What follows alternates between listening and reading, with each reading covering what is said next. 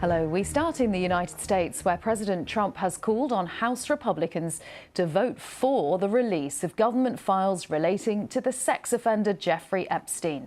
The reversal from his previous position came in a long post on social media in which Mr. Trump said it was a Democrat hoax perpetrated by radical left lunatics. He said the Republicans should vote to release the files because, quote, "we have nothing to hide." The major shift in Trump's stance comes as potentially dozens of Republicans signaled they were willing to break ranks and vote for the release of the documents. The House is expected to vote this week on legislation that would compel the Justice Department to publicly release the files.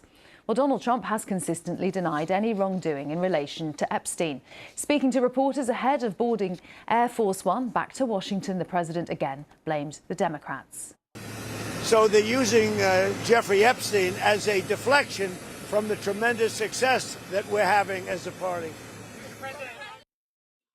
Well, The Guardian's Washington bureau chief David Smith says it's quite the U-turn from President Trump. I assume it's because Donald Trump could see which way the wind was blowing. From his current position, he was going to lose this vote quite badly in the House of Representatives this week. There were estimates that maybe 100 Republicans, members of his own party, would vote to release the files. One of them, Thomas Massey, described it as a deluge. And if there's one thing that Donald Trump hates, it's being a loser and labeled a loser. So I think he made the pragmatic choice here that he might as well be on the winning side and back the release of these files. And when, as will surely happen now, the House does vote to release them, he can even bask in some sort of victory there and claim it was what he wanted all along.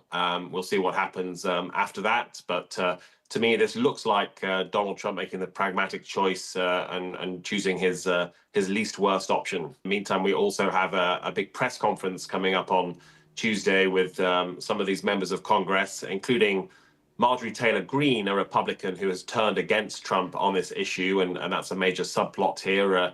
Trump spent much of the weekend denigrating her and criticizing her rebellion on this and other issues, calling her Marjorie Traitor Greene and so on. She says she's mystified as to why Trump is opposed to the release of the files because she says she's spoken to victims, and actually Donald Trump does have nothing to hide. They're not accusing him of wrongdoing.